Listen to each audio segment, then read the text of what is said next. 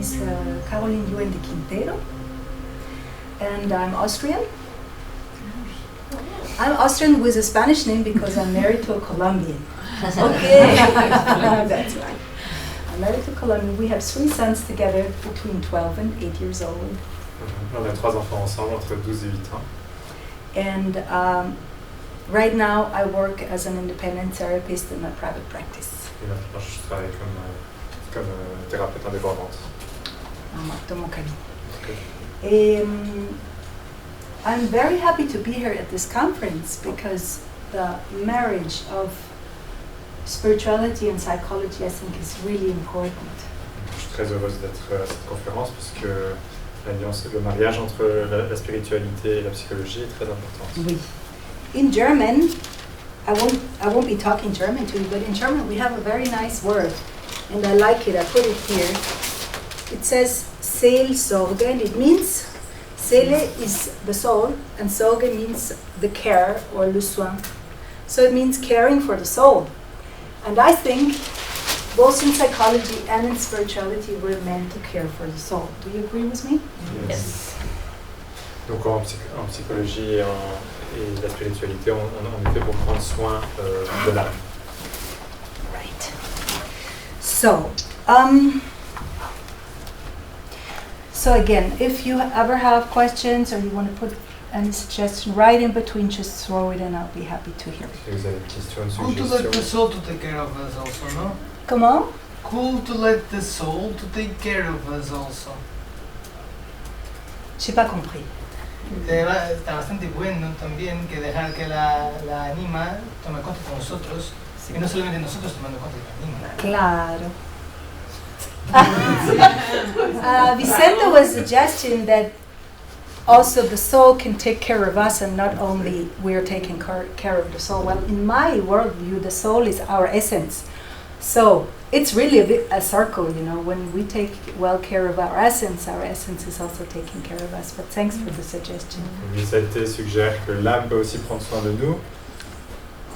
Et Dr. Carolin répond que répond que pour elle, l'essence, l'âme c'est notre essence, et donc quand on prend soin de notre essence prend soin de nous, et que c'est un cercle.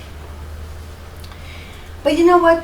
In order to lighten up a little bit, because we've been talking very seriously, and my husband is a very humorous guy, so I'm going to bring his spirit in a little bit. I'm going to tell you a joke. Is that okay? Okay. On parle très sérieusement, mais pour ramener un peu d'humour et un peu de légèreté, mon mari est quelqu'un de beaucoup plus humoristique, donc je vais ramener un peu d'humour ici. He's a real Colombian. They're very funny. So I'm going to tell you a joke. The patient goes to the doctor, and the doctor said, he lies down on the bed, and the doctor says, okay, Paul, it's just a little intervention, don't worry, it's not going to hurt much. Just stay quiet. Donc le patient va chez le docteur et il est très inquiet. Et le docteur lui dit t'inquiète pas, Paul, allonge-toi sur le lit, tranquille, reste silencieux, c'est juste une toute petite intervention. And then the patient says, I'm sorry, doctor, but my name is not Paul. Le patient dit, je suis désolé, docteur, mon nom n'est pas Paul. And the doctor says, yes, it's my name. Le docteur dit, si, c'est mon nom. So, just to get us a little. No. You all know what that is, right? Ah, yeah, okay. Celui-là. Vous savez qu'est-ce que c'est? Je vais essayer de le faire peut-être. Ça va? Ouais. Tu m'aides? Ouais. Vous savez tout ce que c'est? Who doesn't understand French? Oh. Okay, so I'm going to stick with English. Sorry. What would you think? How many times does an average person touch their phone on a daily basis? Combien de fois est-ce qu'une personne touche son téléphone? 5,100. You're good. The average time is 2,000 and something. The heavy users touch it up to 4,000 times a day. Donc la moyenne c'est 2000 fois par jour et les plus gros utilisateurs 4000 fois par jour. What do you think? How often do we, I mean, we can take ourselves as a point of reference. Do we touch our loved ones, the one we live with, our spouse, our kids, our parents? Combien de fois est-ce qu'on touche nos proches par jour? Once a week. That might be right, yes. 5 minutes. Yeah. Interestingly, there are not very many studies about this, but you know, you can take yourself. So there is really no comparison. And let's go to the time frame. What do you think an average person, and I can't even say an average Western person because this has become a global topic, how much screen time, you know, screen time is le portable, TV and computer, everything that's in front of a screen, spends an average person in her free time, not professionally, on a day. How much time, I almost said how many hours, how much time, screen time per day? 4 hours, 5 hours. 4 hours is the average, between 3 and 5 hours a day. Donc entre 3 et 5 heures en moyenne par jour, une personne passe de temps d'écran dans son temps libre, donc en dehors du temps de bureau. So, and as a comparison, how much time do you think an average person spends communicating to their close ones, housemate, spouse, kids, parents, talking, communicating? Relating? Par comparaison, combien de temps est-ce qu'on passe à parler avec nos proches, ceux qui nous entourent, nos colocataires, etc. 2 hours, an hour and a half. 20 minutes is the average.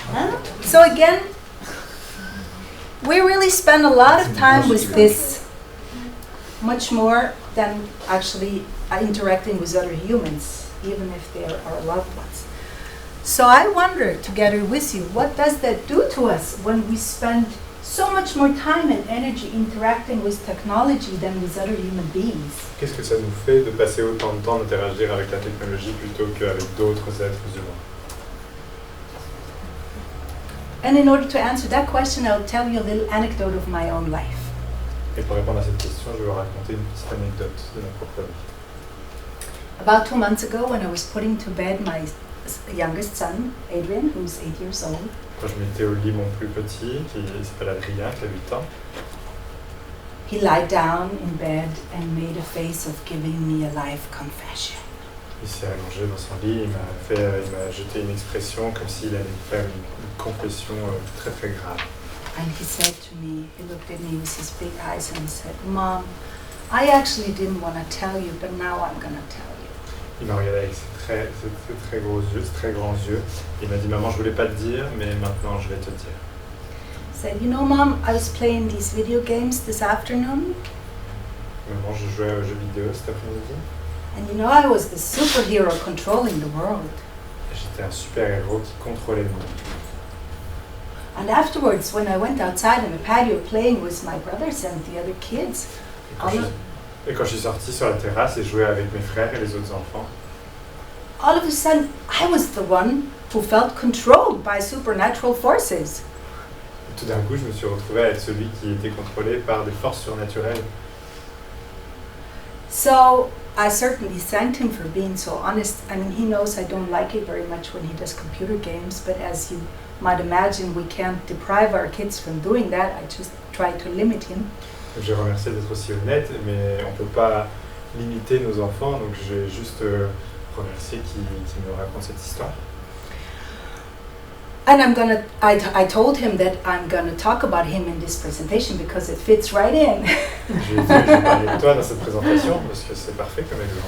Yeah, and it really made me rise the question, are we adults also getting confused between the real world and the artificial world of video games or technology? Do we also feel that kind of confusion? Est-ce que nous aussi on fait cette confusion entre le monde virtuel et le monde réel en tant qu'adulte?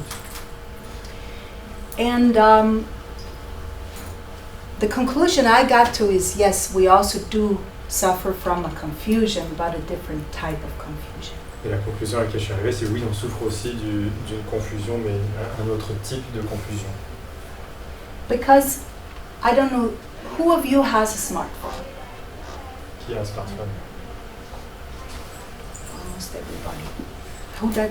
You don't? And you don't. Okay. So maybe you won't understand, but all the others will understand what I'm gonna say.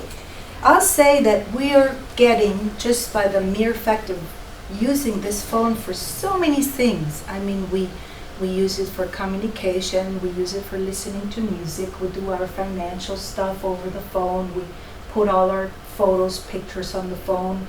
We have, most of us, or some of us have their agenda on the phone. So that's the reason why we attach ourselves emotionally to our phones. On s'en sert pour tellement de choses, on a nos comptes en banque, notre musique, notre agenda, etc. Donc c'est pour ça qu'on est tellement attaché à notre téléphone. I once talked to a guy who owns a cell phone store. J'ai parlé à une personne qui est propriétaire d'un magasin de téléphone.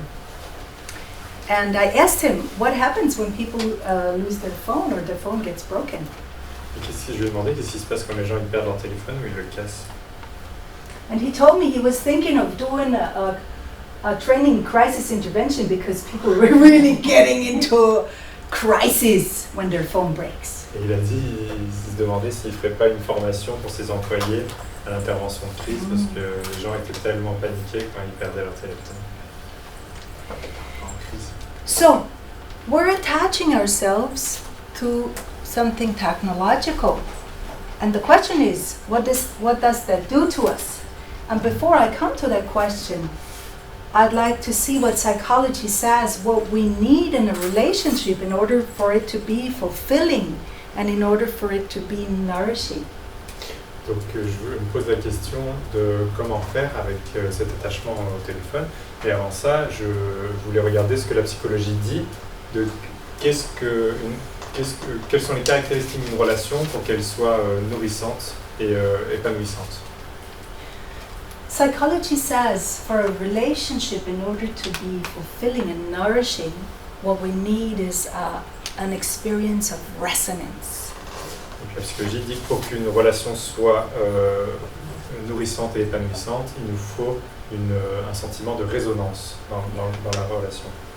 We really want to be seen, heard, perceived, and ideally also appreciated and maybe even loved.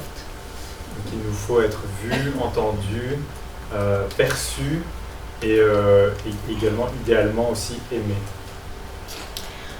So I ask you, can this give us resonance, appreciation, love? The illusion of it. The illusion of it. Do. The illusion of all those things that cell phone can provide. I'm going to come to that. Yes, thank you. Donc Vincent dit l'illusion de tout ça, d'être aimé, perçu, entendu. Voilà. And also relationships over a distance are very nice with the phone. You're separated physically from somebody, then the phone is very useful. Certainly, good point, thank you very much. Certainly having communication with your loved ones over distance, it's better than nothing, right?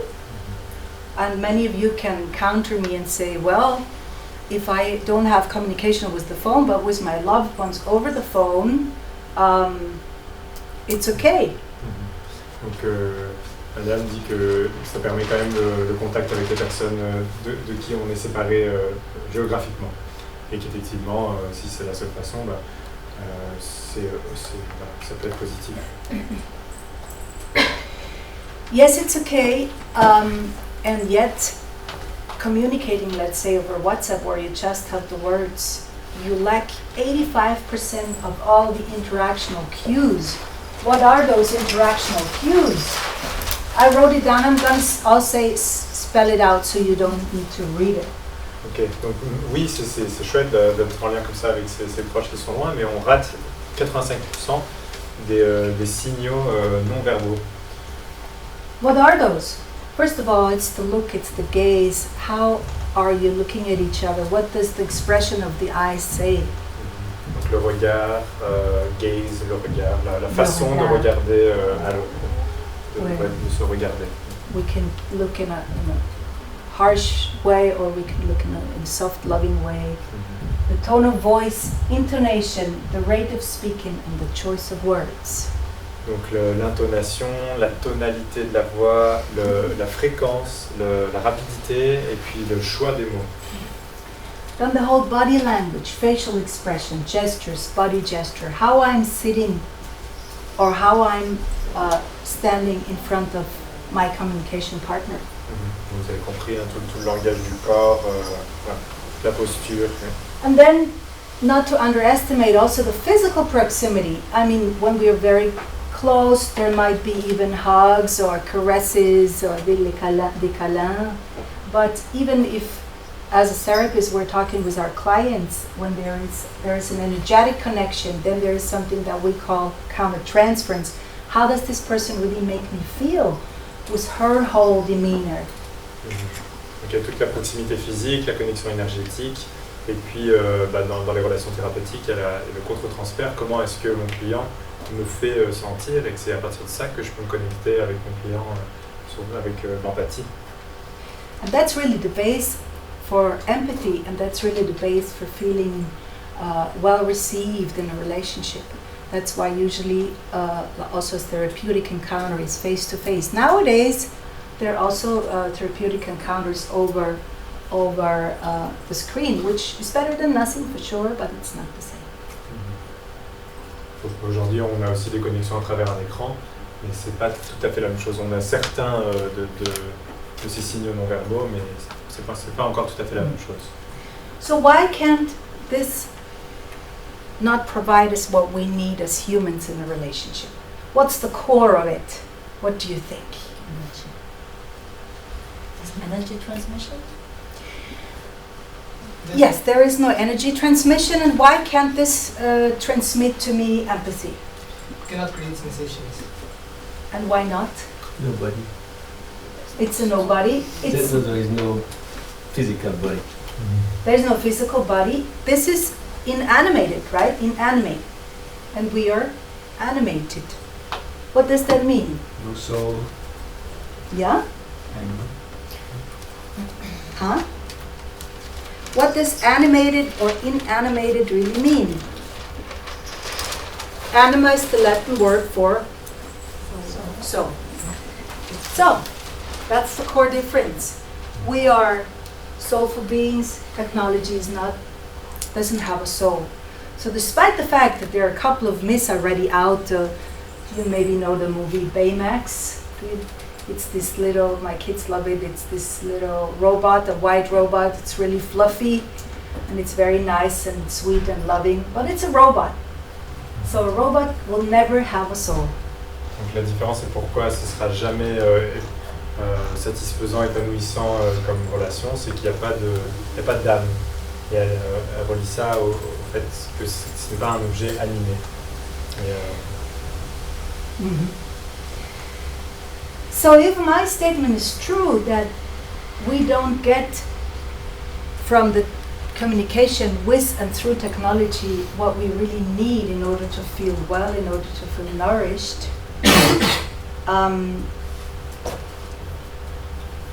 although this is becoming more and more important in our avenues of communication. This morning a girl, Italian girl, which had held this very impressive talk about how the culture and the companies is happening, that a lot of it is already going through email instead of just going over to the other one's bureau.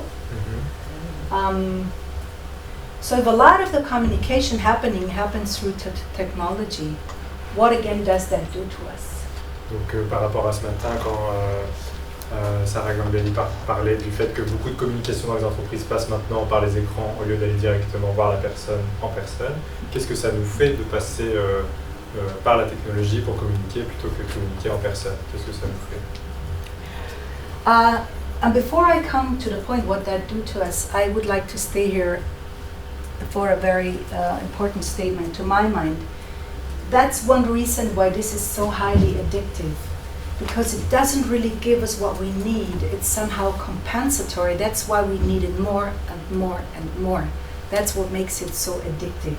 Donc avant de répondre à qu'est-ce que ça nous fait de passer par la technologie pour communiquer, j'aimerais dire un point sur pourquoi est-ce que c'est si addictif en fait le téléphone portable, le smartphone, parce que ça nous donne presque ce dont on a besoin, mais pas tout à fait, et c'est pour ça qu'on fait que d'y revenir, parce qu'on n'est pas réellement satisfait, quoi. And that happens each time we do something compensatorily. Let's say when people drink in order to forget, or when people eat because they're sad. it's never enough. They need to go back to it and back to it and back to it, and that's the base of addiction. Donc la base de l'addiction, c'est tous ces comportements qui sont compensatoires. Et donc, comme pour l'addiction à l'alcool ou comme pour les troubles de l'alimentation, on essaye de compenser un manque par quelque chose qui ne nous satisfait jamais réellement. Et donc, on y revient encore et encore et encore. Oui, c'est ça. My hypothesis is that our emotional attachment to technology is calling soul loss. Soul loss is an ethnomedical concept found in various indigenous cultures all over the world. I did my dissertation about it, and I studied soul loss in the Bolivian and Peruvian cultures of the Quechua and Aymara tribe. Donc c'est un concept ethnomédical qui s'appelle la perte de l'âme et qu'on trouve dans beaucoup de cultures indigènes. Et donc j'ai fait mes études, mon doctorat sur la perte de l'âme dans les tribus Quechua et Aymara. Aymara. In Peru and Bolivia. Pérou et en Bolivie. And they established that soul loss is caused by traumatic experiences, by chagrin d'amour, which is love sickness, or feeling of nostalgie, homesickness. Donc la perte de l'âme est créée pour eux, pour ces différentes tribus indigènes, par le trauma, le chagrin d'amour et la nostalgie de sa terre natale. And I'll tell you a little bit of how I got to this topic, and it's actually a long time ago. I finished my dissertation in 2006, so we're talking here about 13 years. But back then I was working in a psychosomatic clinic as a clinical psychologist, and I was working with a lot of traumatized women. Donc c'était en 2006 que j'ai terminé mon étude et je travaillais dans une clinique psychosomatique et je travaillais avec beaucoup de femmes. And I found that many of these women, it was mostly women interestingly enough, were really able to dissociate to the degree that they were able to see themselves from the outside. Donc c'était des femmes qui étaient capables de se dissocier au point qu'elles étaient capables de se voir de l'extérieur. So I said, that is the proof that there must be something like a soul, otherwise how would they be able to really perceive themselves from the outside? Moi, je l'ai vu comme quelque chose d'une preuve de l'existence de l'âme, parce que autrement, comment est-ce qu'elle pouvait se voir de l'extérieur? Yeah. So far, so good. But nobody talked about soul loss in the frame of burnout. I'm sure also that burnout is a form of soul loss, but that's not my topic now. Personne n'a encore parlé du burn-out comme perte de l'âme, mais moi, je pense que c'est aussi une forme de perte de l'âme. But I'm sure that our nowadays communication through and with technology, but most especially our emotional attachment to technology, is also causing us to suffer from soul loss. Donc je pense que notre façon de communiquer avec les technologies, mais aussi le fait de notre relation aux technologies elles-mêmes, notre attachement émotionnel, c'est ça qui crée la perte de l'âme. Comme une quatrième catégorie, alors. Oui, ça serait une catégorie. Oui, c'est ça. Don't you also feel it's a manifestation of soul loss? It doesn't actually necessarily cause soul loss, but it's also a manifestation. Yes. Again, it becomes a vicious circle, right? So, what could be the symptoms seen there? It's a state of dissociation, depressed indifference, a lack of identity. Not really a lack of identity, but a lack of really sensing who you are, who I am, and a lack of feeling alive. Donc un état de dissociation, une indifférence dépressive et une carence d'identité, savoir qui je suis vraiment, et un manque de se sentir vivant. I was working afterwards in a rehab clinic for burnout clients, and the sentence I heard the most often was the sentence, I feel as if I'm just functioning. Je travaillais aussi dans une clinique pour quel type de burn-out? De burn-out. Yeah. Et la phrase que j'entends le plus souvent, c'est je sens que je suis juste en train de vivre. And I don't know if you heard yourself saying that sentence at some point in your life, but we're always in our lives in the temptation of getting into that rat race and getting into that, in German we say Hamsterrad, wheel of a hamster, of just being in our daily rut and running and running and running, and we don't feel alive anymore. Donc on est tous tentés, je pense, dans nos vies à un moment ou à un autre, de rentrer dans cette course effrénée et sans vraiment vivre. I looked it up in French, I think we call it boulot, métro, dodo. C'est ça, vous connaissez cette expression? So, for me, the soul loss is a state. This is a concept, but in order, I really like to things to be down to earth in order to be them really understandable and tangible. For me, the state of soul loss is a state of being out of touch. We're out of touch with ourselves, with really who we really are, what we really need. We're out of touch with our loved ones and all the rest of our neighbors, our colleagues, our co-workers. We're out of touch with the world, and we're out of touch with God or whatever we understand under high level consciousness. Donc la perte de l'âme, c'est aussi un état d'être où on est, how would you translate out of touch, hors d'atteinte, hors connexion, déconnecté. Déconnecté, ouais. Déconnecté avec, avec nous-mêmes, avec nos proches, avec la planète et avec le divin, le Dieu ou un état de conscience plus grand. Yeah. So as I was promising in my description, I wanted to provide you with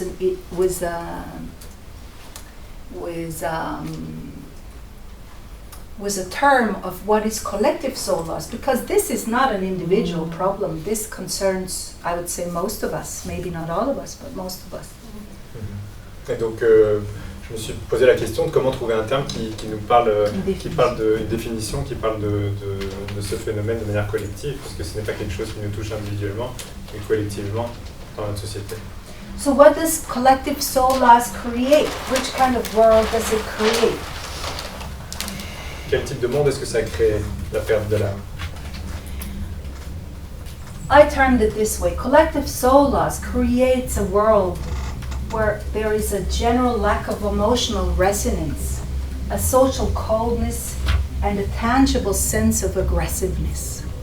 Donc je l'ai décrit en disant que ça crée un manque général de résonance émotionnelle, une carence générale de résonance émotionnelle, une froideur sociale et un sens tangible d'agressivité, un sens palpable d'agressivité. Merci. So I hear many clients, and also I notice that in myself sometimes, feeling lonely, detached, alienated, and with a strong sense of needing to protect themselves. Et donc dans ce monde-là, les individus se sentent seuls, détachés, aliénés et avec une sensation forte d'un besoin de se protéger. Can you relate to that? Yeah. I work in the same field, but somebody whose soul loss is not embodied, and I feel an unembodied soul can do to others because there's no feedback through the body. So it's unembodied souls who really do harm to others because they just don't feel it. Yes, exactly.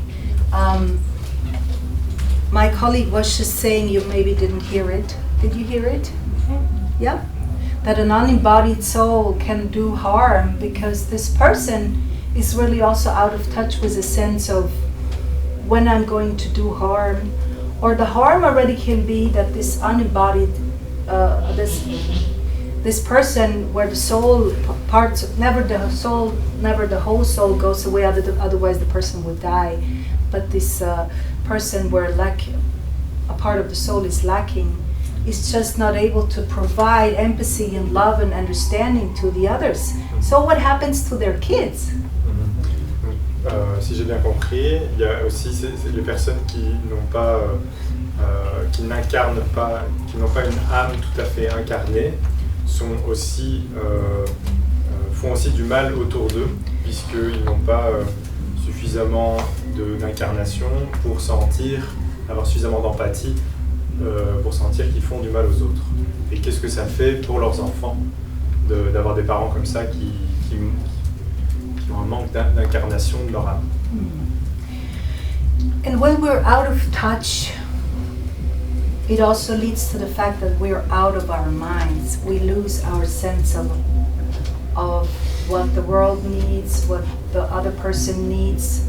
So then we find societies where their leaders are negating climate change, or countries where a lot of harm is done and nobody intervenes. Donc quand on a perdu connexion avec soi-même, avec son âme, ce qui se passe, c'est que du coup on se retrouve avec des leaders dans nos sociétés qui renient le changement climatique, sont source de toutes sortes de violences. Yeah. So that condition, it's not only bad, it's dangerous, because we really lose a sense of what's right. Donc on perd cette condition-là, c'est pas seulement de la souffrance, c'est qu'on perd aussi, c'est dangereux parce qu'on perd le sens de ce qui est juste au niveau sociétal.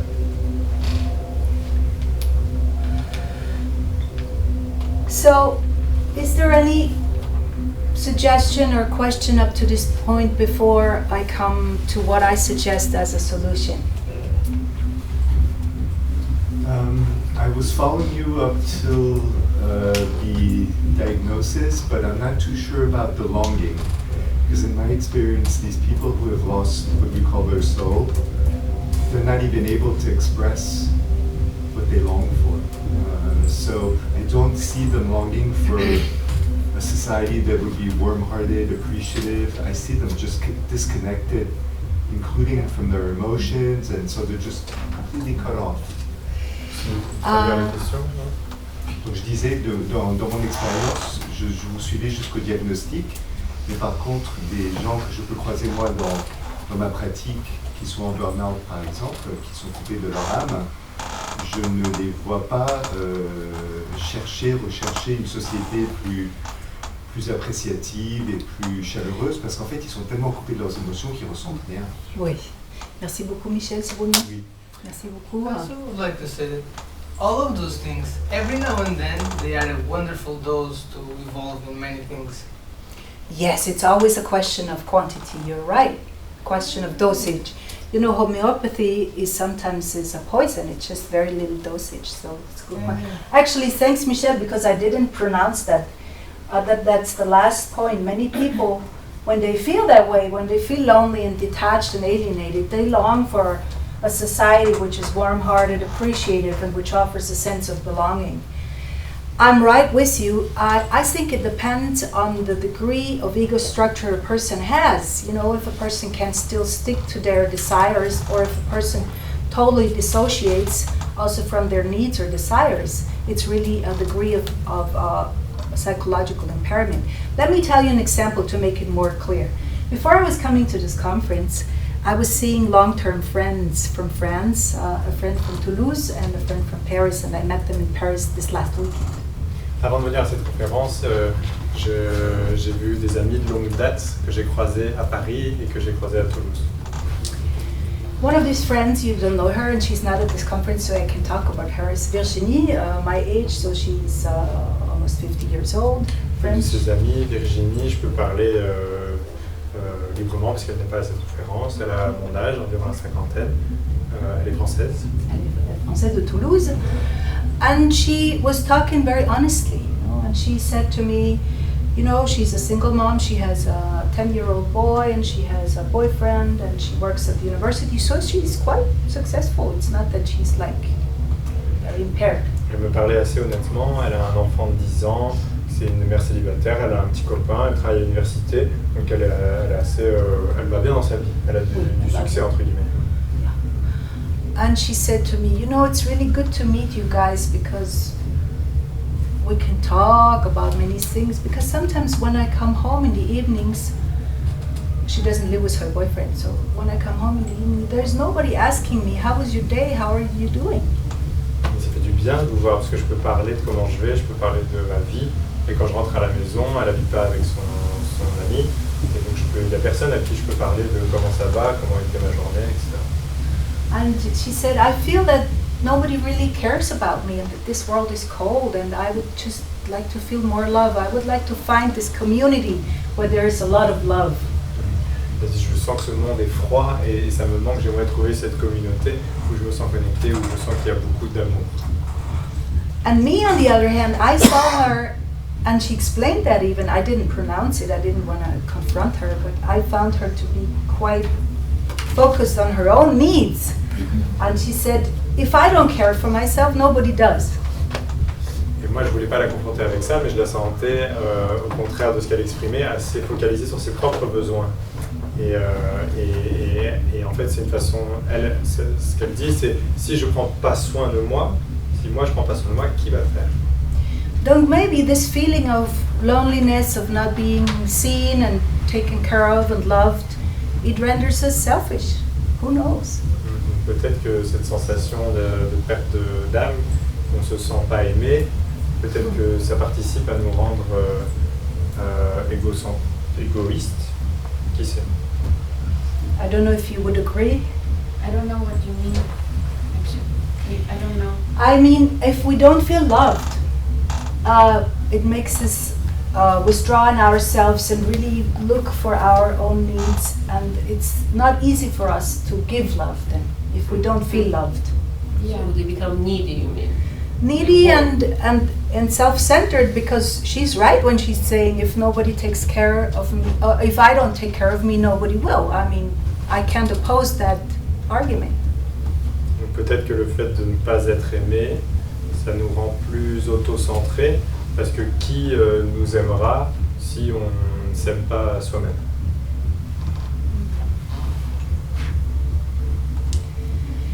So, I would like to come to the last point of my presentation, which is actually an experiential one, and I would like to suggest two things as a solution. One is a thing of consciousness, and maybe, who knows, this happened to you now by listening to my thoughts, that we use this as a marvelous instrument, tool, in order to connect with other people, but always remaining aware that this is just a machine. Donc, première solution, se rappeler que ce n'est qu'une machine, qu'un outil, et qu'on s'en sert pour connecter à d'autres personnes, mais que ça reste un outil. Abstention of that for small periods of time at least will give a very direct experience of what it is replacing. Of what it is? Replacing. I So don't. if I am unconsciously, let's suppose, replacing something within myself by the usage of the cell phone.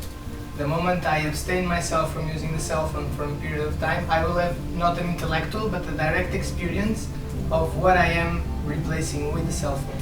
Yes, very good.